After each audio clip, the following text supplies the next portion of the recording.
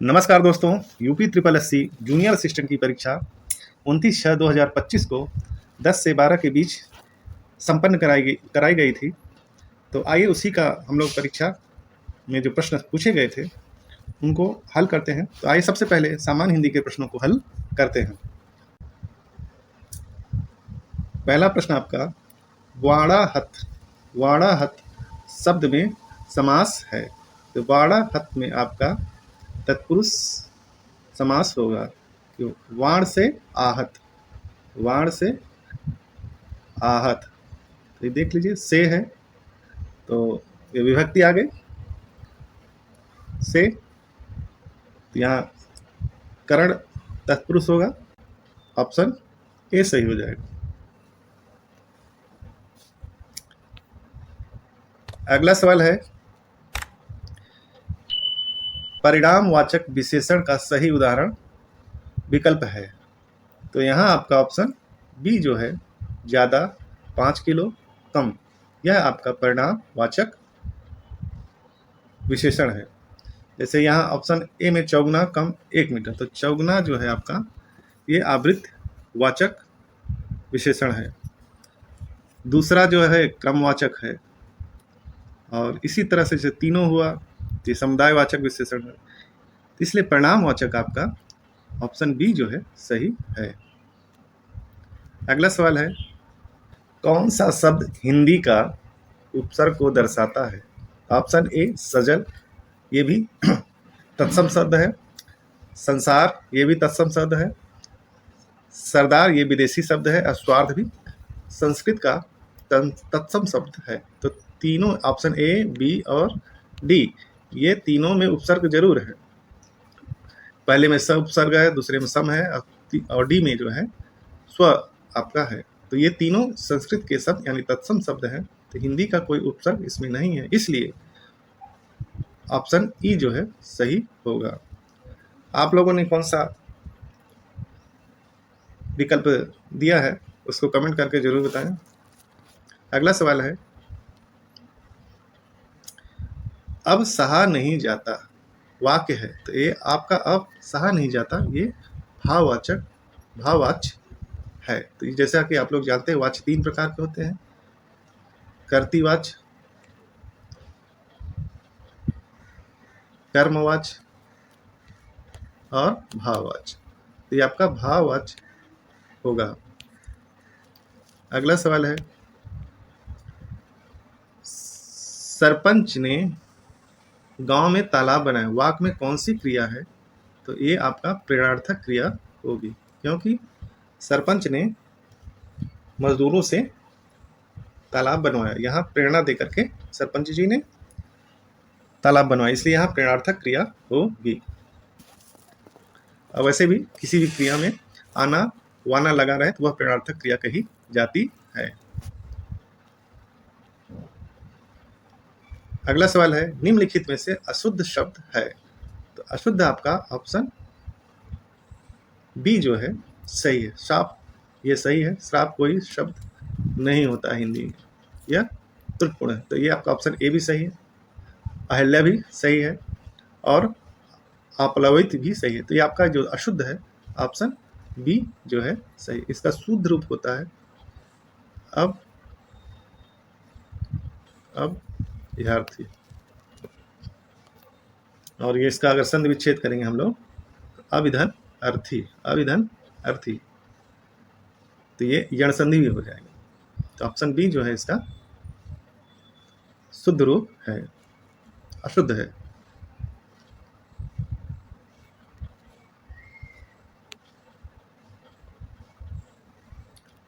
अगला सवाल है, अत युष्म का शुद्ध संधि विच्छेद एवं संधि है। तो आपका ऑप्शन डी जो है अति उष्म, ऑप्शन डी जो है सही है। अगला सवाल है, आदि का विलोम अंत है, तो अथ का विलोम, तो अथ का जो है ऑप्शन डी इति होगा। अगला सवाल, असंगत पर्याय है। तो यहाँ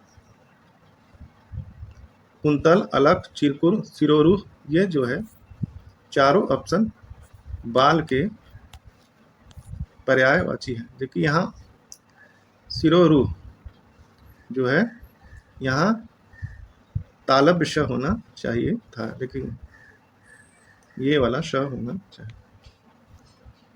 सिरोरू, तो तीनों चारों ऑप्शन ये बाल के पर्याय है, इसलिए असंगत इसमें से कोई नहीं, उपयुक्त में से कोई नहीं है। ऑप्शन ई जो है सही है, कोई असंगत नहीं। अगला प्रश्न है, कौन सा विराम चिन्ह है? तो कौन सा विराम चिन्ह है?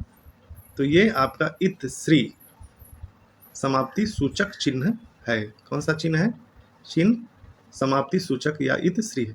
लाघव का, जैसे ये लाघव का चिन्ह है, जैसे डॉक्टर, तो ये आपका लाघव चिन्ह ये है। तो यहाँ आपका ये जो चिन्ह है इत श्री समाप्ति सूचक का है। अगला सवाल है,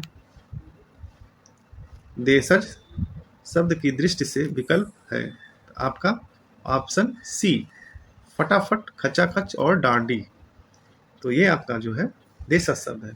परात जो है ये तद्भव शब्द है, परात से पात्र से जो है, पात्र से परात बना। तो ऐसे ही आपका ऑप्शन ए, ऑप्शन डी जो है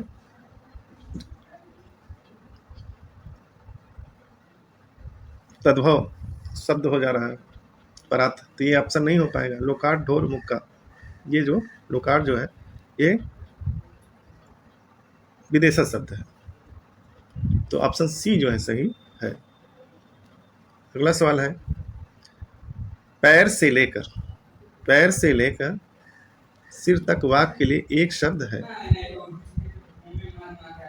आपात मस्तक, एक शब्द होगा आपात मस्तक। मूक का विलोम शब्द है, तो मूक का विलोम शब्द वाचाल होगा। क्या होगा? वाचाल।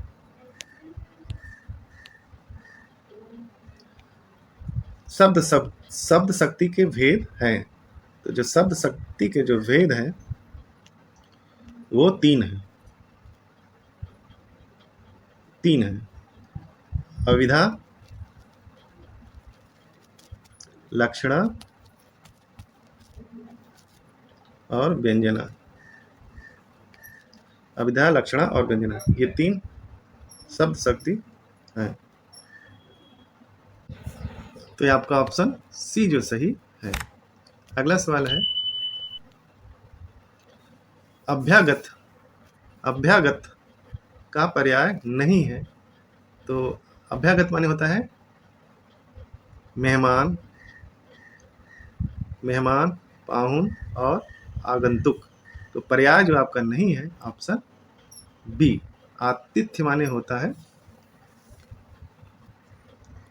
सेवा सत्कार करना अतिथि का, और आयोजक यानी आप स्वागत करने वाले जो होंगे, मेहमान नवाजी करने वाले को आतिथ्य कहा जाता है, इसलिए ऑप्शन बी जो है सही है। जल शब्द है, तो जल आपका रूढ़ शब्द है। रूढ़ शब्द वे कहे जाते हैं जिनके शब्दों का कोई खंड न किया जा सके। योग रूढ़ और यौगिक, तो यौगिक उन शब्दों को कहा जाता है जिनके खंड किया जा सके,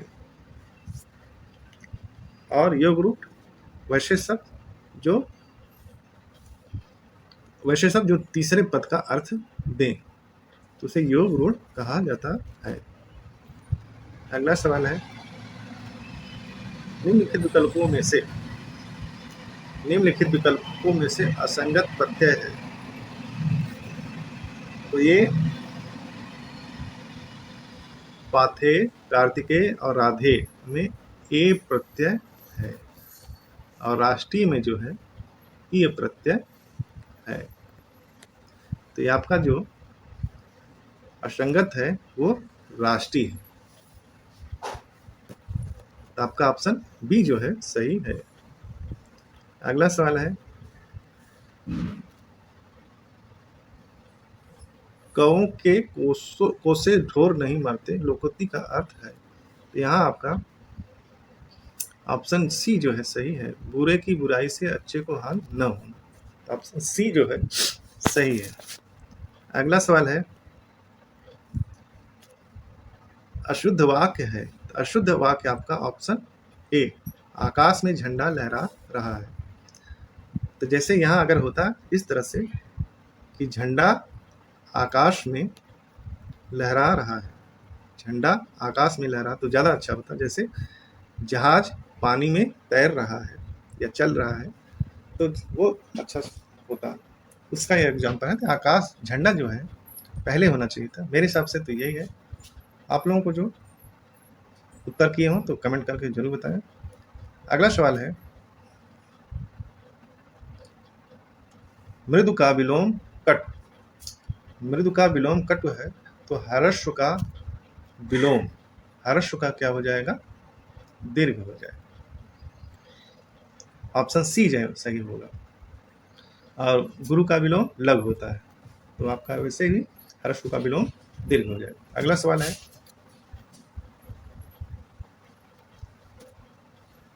तत्सम शब्द खटवा का तद्भव शब्द है, तो ये आपका ऑप्शन बी खाट होगा। अगला सवाल है, वह हवा से बातें कर रहा है, वाक्य कौन सी शब्द शक्ति है। हवा से बातें कर रहा है, ये आपका ऑप्शन सी रूढ़ा लक्षणा शब्द शक्ति होगा।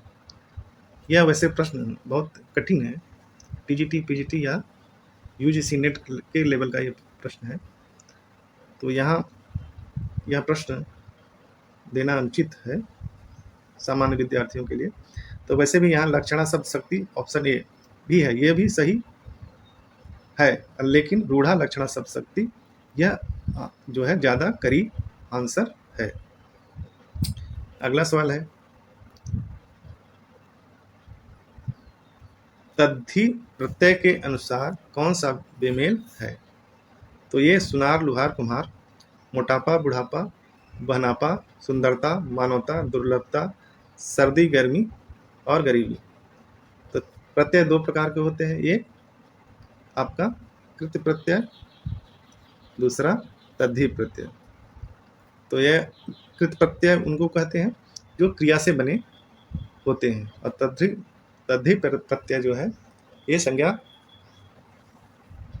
संज्ञा विशेषण से और सर्वनाम से बने शब्दों से होते हैं। तद्धि प्रत्यय यानी संज्ञा से बने हुए शब्द होते हैं, और कृत प्रत्यय केवल क्रिया से बने होते हैं। तो जिसमें जो प्रत्यय लगा होता है उसे तद्धि प्रत्यय या कृत प्रत्यय कहते हैं।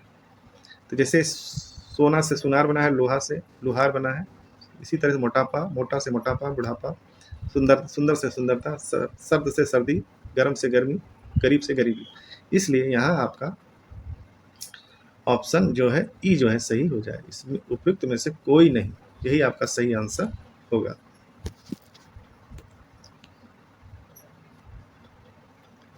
परिभाषा से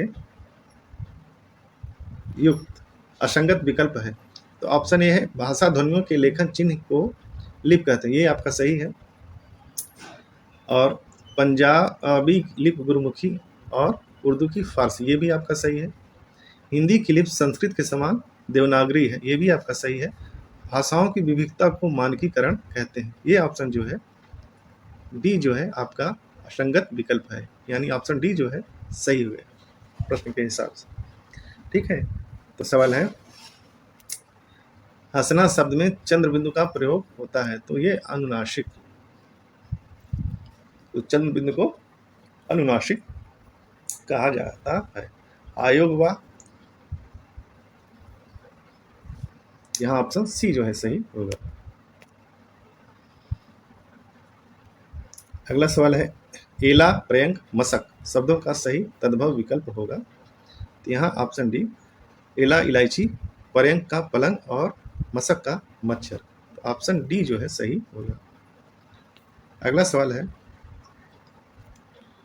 उष्ट शब्द का तत्सम, उष्ट जो है तत्सम शब्द है, तो गायक शब्द है, तो गायक आपका तत्सम है, और गायक का तद्भव गवैया होगा, क्या होगा, गवैया। अगला सवाल है,